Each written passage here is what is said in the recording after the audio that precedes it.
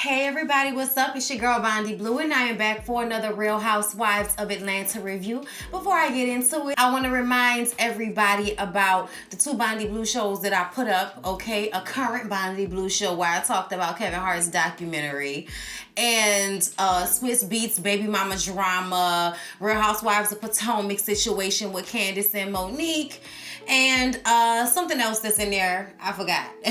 Whatever it was.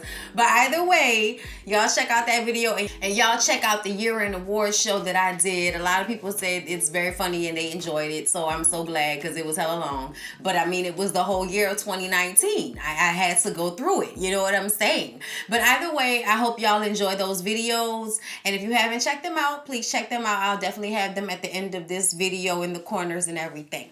So, let's go ahead and get into Real Housewives of Atlanta. The last one of the year and the decade. Yes. Okay. So, Portia is dealing with a lot lately, okay? She's looking forward to the carnival trip because of everything that's been going on with Dennis, okay?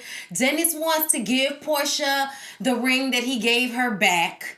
Now that they've gone to therapy and had this aha moment, this come to Jesus moment.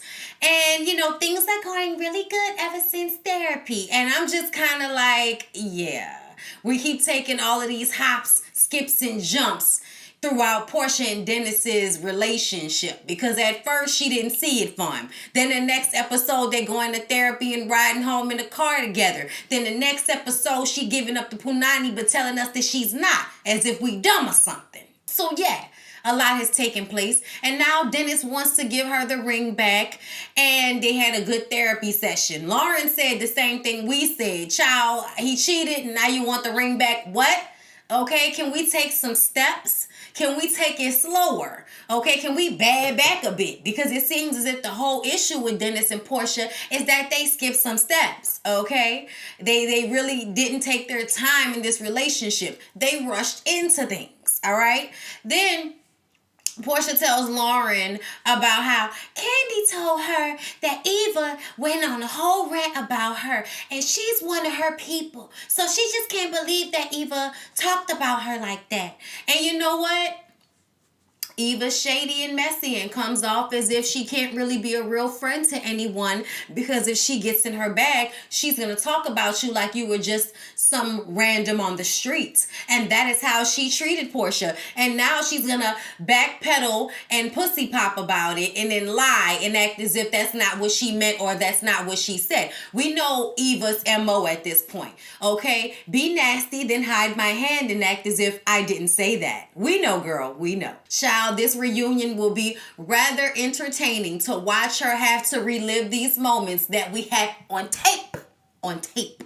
Portia says that Eva was just telling her how she and her family support Portia and Dennis. They are for Portia and Dennis. So how are you going to be shady like that when you're talking to Candy and Cynthia about me if we were friends? You know, like, we're all trying to understand it. Like, you phony. Marlo was right. Then we see Portia packing her clothes along with all the other ladies getting ready for this trip to Toronto for Carnival that Tanya has invited them all to go on. And there's all this giggling and cheesing while she's on the phone with Dennis. And, you know, yeah, they back together at this point. So the ladies get to the airport and there is a conversation about Marlo and Eva and how they've been getting along, all right? Eva says that Marlo has been genuinely nice to her and she's just going to keep that same energy going until she decides to say something nasty behind her back and then it's brought to the group. I feel like it's only a matter of time. Then they discuss Nene and how she's ignored all of the group texts so no one knows if she's actually going to show up for the trip. Then Cynthia says that when she went to reply to Nene's card, she found out she was blocked. Then Kenya gets there and Marlo has no energy for her whatsoever. Hey, the back of my weave, okay? Kenya says that Marlo is just jealous that nobody cared about those terrible wigs of hers, okay? And she should be thanking me, all right? Because healthy edges give those wigs something to hold on to. Okay? We all know Marlo is just mad that nobody cared about her little wig business that she tried to throw together for us. And that, people were more interested in Kenya hair care. Giovanna shows up in a blonde wig and nobody actually knew that it was her until they realized she had the word bitch spelled out in pearls on the back of a jean jacket. Yes, yes. Fun times at Valley High. Eva doesn't know why Giovanna's there. I guess because they're trying to make her a regular, not because we asked for it. Maybe some of the production company remember when Giovanna was that bitch at Clark Atlanta. Maybe there's some other alumni present on production that are all rooting for Giovanna because y'all remember when she was that bitch at Clark Atlanta. Cynthia says, now I don't have a reason to not trust Giovanna, but I damn sure don't have a reason to trust Giovanna. I said don't trust her. She's a snake in the grass. So they get on the plane and then they land in Toronto. And there seems to have been some issue with Marlo's passport. Oh yes, Marlo forgot her passport at the kiosk and then someone swiped it from the airport in Canada. So now she's in the country with no passport. How irresponsible of you, Marlo. Y'all gonna have to start keeping extras of stuff for Marlo. Cause didn't she lose her key when y'all went to Tokyo? Like you always losing stuff. What's going on with you, girl? Like the main thing that you should be worrying about when you go on these trips is your purse, your passport, your ID, and your ticket. Like these are the things that you need to keep track of. And I'm sure you've done enough traveling in your life, Marlo. Where you should be more responsible with your passport, bitch. Like, why isn't it glued to you in some way? Okay, like, geez. Y'all remember she also lost her luggage last trip as well. Child, Marlo just always has issues. Maybe it's production. Maybe somebody isn't a fan. Marlo insinuates that maybe Kenya might have her ID. And even though Kenya would love for her to get stuck in Toronto and not make her way back to Atlanta, I don't think that she's the culprit. On the bus ride, a very excited Tanya gives like a history of the carnival in Toronto and how it is a melting pot and how there's a huge Caribbean population that she very much grew up in. And, everybody loves everybody's cultures and everybody's just going to come together and have such a great time. And she's so excited. And after everyone gets settled into their rooms, they're going to go and have a wine class so everybody can just be abreast of the dance moves while they're here enjoying the festivities. Okay? Like, oh my God, Tanya's super duper excited about everything. Of course, the girls want to know what the room situation is going to be because there's always drama about these rooms. But finally, somebody has caught on and just gets all the girls the same room. So it's not an issue. Thank God, something we don't have to spend 15 minutes talking about. So Cynthia tells Candy and Kenya that Nene's card somehow has appeared on the blogs, verbatim, meaning that Nene really wasn't trying to be nice. She was trying to appear as if she was being nice. Because if she really was being nice, then why do you need to put this on the blog so that everyone can see how great of a person you are?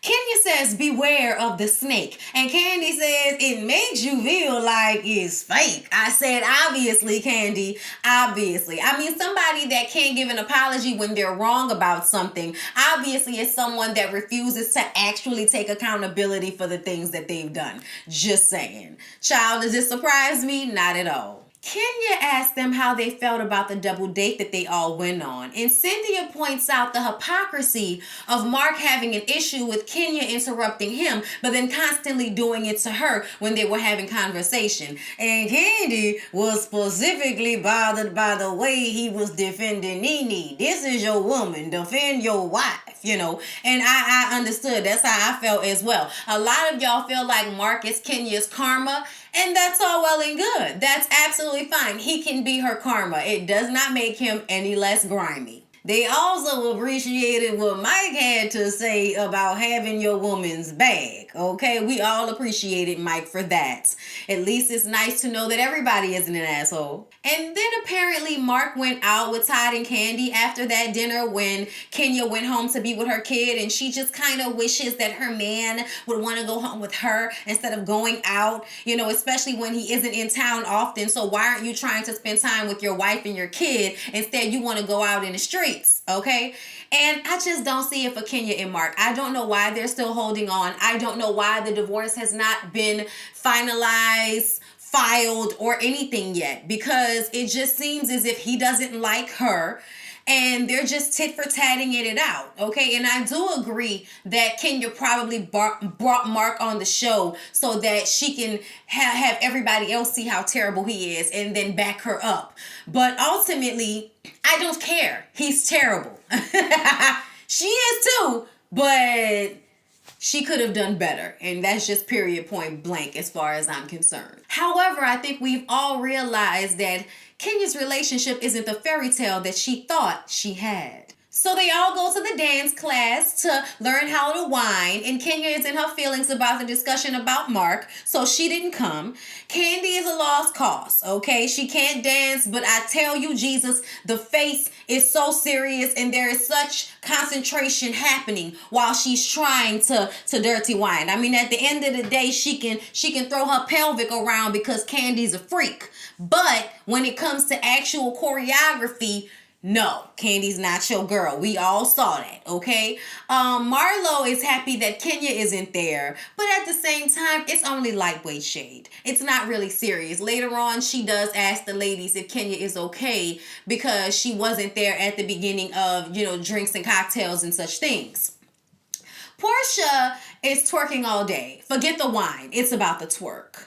Marlo doesn't know how to dance at all. No rhythm. Jesus. Okay, just nothing happening with those hips. Eva is on the ball eating and just doing the hand movements, and I found that hilarious. The teacher tries to impress on the ladies that they're not supposed to be twerking, they're supposed to be whining. Portia said, well, I'm gonna twerk and y'all gonna call it whining. I said, she gonna do what she wanna do, okay? So after the ladies go back to their rooms to refresh and get ready for drinks and dinner, Cynthia and Eva stay behind to talk. Eva says it's obvious that Cynthia has been getting it in because her wiggle was more on rhythm than it usually is, okay? And then they talk about Kenya and how Cynthia is wondering what Kenya meant by bringing up the proposal before Mike proposed, because Mike feels as if Kenya was trying to ruin the surprise. We all felt as if Kenya might have been secretly trying to ruin the surprise, not even admitting to herself that she was in some way, shape, or form being shady towards Cynthia and her greatness in this moment. Misery loves company type shit. I don't think Kenya wants to be that person, but I think Kenya is that person. At this point, Cynthia still doesn't know that Candy told Kenya that Mike was probably going to propose. So her having a moment of clairvoyance wasn't all that clairvoyant. Nene comes, okay, finally gets to the hotel, and Tanya goes downstairs to meet her. Oh my God, I'm so glad you came. You look amazing. And you know what? Nene actually seems as if she's there to have a good time. She was ready to, try to learn those wine steps, even though she missed the little class. And yeah, so it seems as if it might be a good time, except for the fact that most of the ladies don't want to see her, especially now that Cynthia has brought it to the ladies' attention that Nene put the card she gave Cynthia out on the blogs. Portia was right. It wasn't enough. So the ladies meet up on the rooftop for food and cocktails, and then Tanya informs the rest of the ladies that Nene has arrived. No one looks happy except for Marlo. Kenya joins the group and acts like Emergency fixed whatever issue she was having earlier, and we all know it was not an actual physical ailment, it was an emotional one, and you just had to gather yourself and go out there and get your check. Portia has some things to get off her chest, okay? And she wants to approach this delicately, but she was really hurt by hearing from Candy and Cynthia that Eva has so many negative things to say about her, okay? And, like we knew she would do, Eva says that she didn't say any of those things and that's not how she said it and all of this. Candy says some of the things that you said came off very rough. Eva says that Candy is throwing salt on her game, and I feel like Eva is full of dog shit. When Cynthia is asked, she acts as if she doesn't remember, kinda, but then she circles back and says, you know what, I'ma just say this. She might have been in her feelings, and she might have said some things that she doesn't remember now, child. But I do think that Eva cares about Portia. Eva then apologizes and says that she did not mean to hurt Portia's feelings. And Portia says that she receives that, but she's gonna have to let that marinate, because if she didn't care, then she wouldn't have never even brought it up. So obviously her feelings are hurt and she needs to just let that marinate for a minute. Cynthia then says, well, child, since we're getting things off our chest, when you guys came to the opening for the Bailey wine cellar and Kenya came up to me and told me that Mike was going to propose, okay, I'm wondering what the motive was behind that, because Mike felt like Kenya was trying to ruin the surprise. And Kenya comes out her mouth and says that it was a premonition. And Candy is like, now Candy was already like, oh God, here we go. And then when she said that, she was like, nah, girl. Okay, you know that I texted you and told you that I thought that Mike might be about to propose, okay? And Kenya was like, and I agreed with you. The next text message was like, I think so too, okay? Let's be very clear. I am here for this bitch, okay? That is my friend, okay? And I would never intentionally try to hurt her. Yes, I might have been overzealous, but I would never try to hurt Cynthia, okay? And I'm like, you may not have tried to hurt Cynthia, but I think you was trying to hurt Cynthia, so to speak. Kenya says that I'm happy for Cynthia and don't ever try and question my motives, okay? Because I ride for Cynthia. I said, until you feel like interrupting her or talking to her like she a child in her own house, then you ain't so much riding for her as standing on the side of the road as she rides past. And y'all, then Nene joins them and it's crickets. No noise. No one saying anything. Child, I do not know how this is going to go over. I don't know how this trip is going to be, considering so many different people find Nene Leakes rather flawed. Okay, Tanya and Marlo and Yavanna might be the only people happy to see her. Portia doesn't see it. Candy's in the middle. Cynthia definitely doesn't see it. Kenya doesn't see it. Eva doesn't see it. So, yeah, her showing up, and I often feel as if Nene thinks that everybody's supposed to be just excited that she decided to show up, and her not receiving that energy might cause her to get on the defense round. So we're going to see how this all plays out. But I think it's starting off rather entertaining. I enjoyed the episode. I thought it was a kiki. Yes, I did. Anyway, you guys, I hope y'all enjoyed the review. Please don't forget to like, comment, and subscribe to my channel. I love y'all so much. Have a happy new year, and I will see y'all in the next video.